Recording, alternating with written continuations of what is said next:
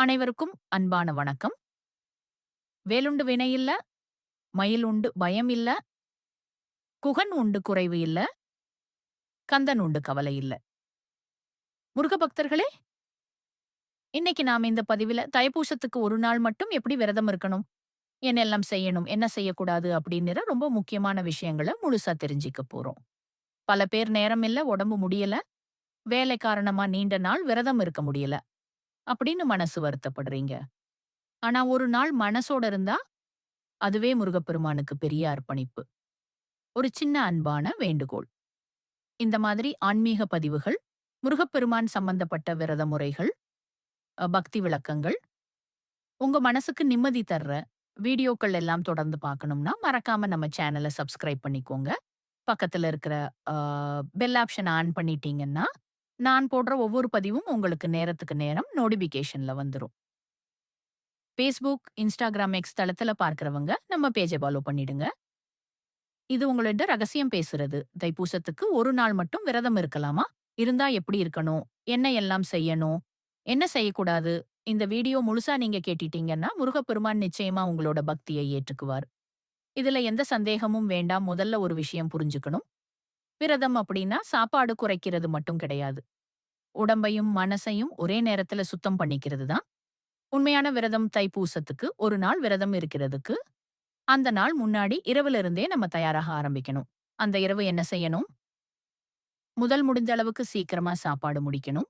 அசைவம் முழுசா தவிர்க்கணும். மது, புகைப்பிடிப்பு இதெல்லாம் முழுசா தவிர்க்கணும்.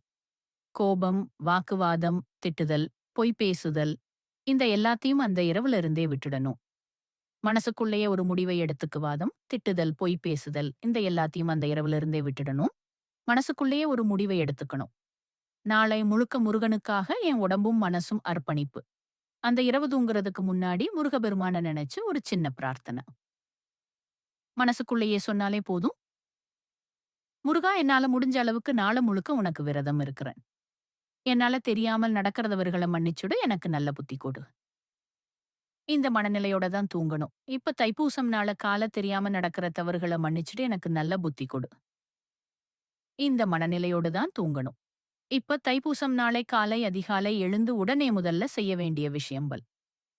துளக்கி குளியல் குளிக்கின் போது வெறும் உடம்பு சுத்தம் பண்றதா நினைக்காமுள்ள மனசுல இருக்கிற அழுக்கையும் கழுவுற மாதிரி நினைச்சுக்கணும் குளிச்சு முடிச்சதும். சுத்தமான துணி முடிஞ்சா மஞ்சள்.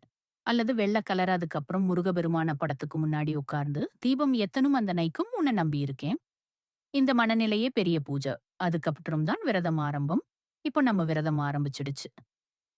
இந்த ஒரு நாள் முழுக்க நம்ம நடக்கிற ஒவ்வொரு விஷயமும் முருகப்பெருமானுக்கான அர்ப்பணிப்பா இருக்கணும். முதல்ல சாப்பாடு விஷயம். தைப்பூசத்துக்கு ஒரு நாள் விரதம் அப்படின்னா, நீர் ஆகாரம் மட்டும்தான் சிறந்தது. தண்ணி, பால், இளநீர், பழச்சாறு இதுல ஏதாவது ஒண்ணு மட்டும் எடுத்துக்கலாம். உடம்பு முடியாதவங்க, முதியவர்கள், சர்க்கரை, பிரஷர் இந்த மாதிரி பிரச்சனை இருக்கிறவங்க, ஒரு வேளை சத்தான சாப்பாடு எடுத்துக்கலாம். அதுவும் சைவம் தான். இதுல பாவம் கிடையாது. முருகப்பெருமான் மந்த மாதிரி பிரச்சனை இருக்கிறவங்க, ஒரு வேளை சத்தான சாப்பாடு எடுத்துக்கலாம். அதுவும் சைவம் தான். இதுல பாவம் கிடையாது. முருகப்பெருமான் மனசு பார்க்கிறார். உடம்பு அடுத்த முக்கியமான விஷயம். பேச்சு இந்த நாள்ல அவசியம் இல்லாத பேச்சு தவிர்க்கணும். பிறரை குறை சொல்லக்கூடாது, புறங்கூடுதல் கூடவே கூடாது. ஒரு விஷயம் நினைச்சுக்கோங்க. இந்த நாள்ல நம்ம வாயிலிருந்து வர்ற வார்த்தை பூஜை மந்திரமாவும் மாறலாம், பாவமாவும் மாறலாம். அதனால மெதுவா, அமைதியா, அன்போட பேசணுமா, வாயிலிருந்து வர்ற வார்த்தை பூஜை மந்திரமாவும் மாறலாம், பாவமாவும் மாறலாம். அதனால மெதுவா, அமைதியா, அன்போட பேசணும். கோபம் வந்தா அந்த இடத்துல ஒரு விஷயம் நினைச்சுக்கோங்க. முருகன் முன்னாடி நான் நிக்கிறேன். கோபம் தானாக குறையும். அடுத்தது மனசு. இதுதான் ரொம்ப முக்கியம். ஒரு நாள் விரதத்துல சாப்பாடு விடுறது சுலபம். மனச கட்டுப்படுத்துவது தான் கஷ்டம்.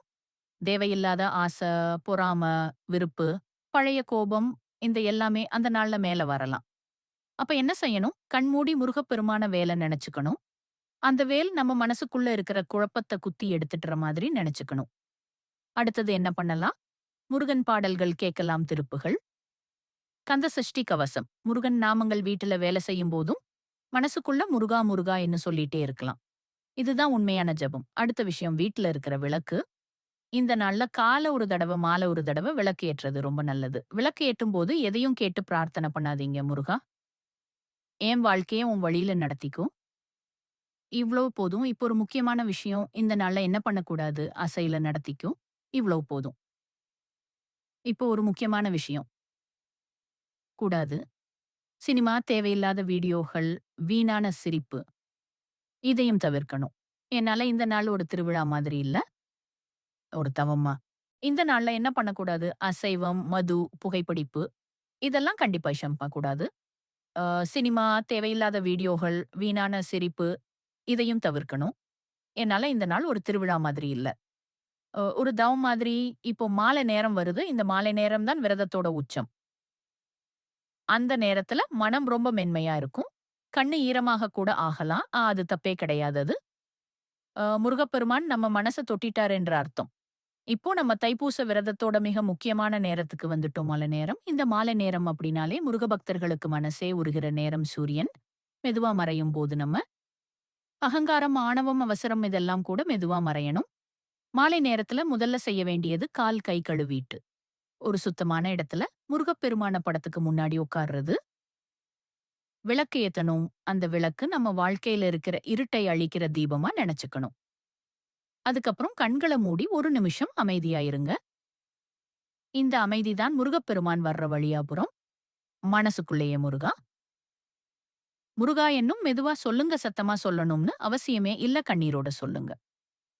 அதுவே போதும் இந்த நேரத்துல எந்த கோரிக்கையும் வைக்காதீங்கன்னா, இந்த நேரம் கேட்கிற நேரம் கிடையாது. ஒப்படைக்கிற நேரம் முருகா. என் வாழ்க்கை, என் குடும்பமின் கவல எல்லாத்தையும் உன் காலடியில வச்சுட்டுறேன். இந்த மனநிலையில சில நிமிஷம் அமைதியா இருங்க.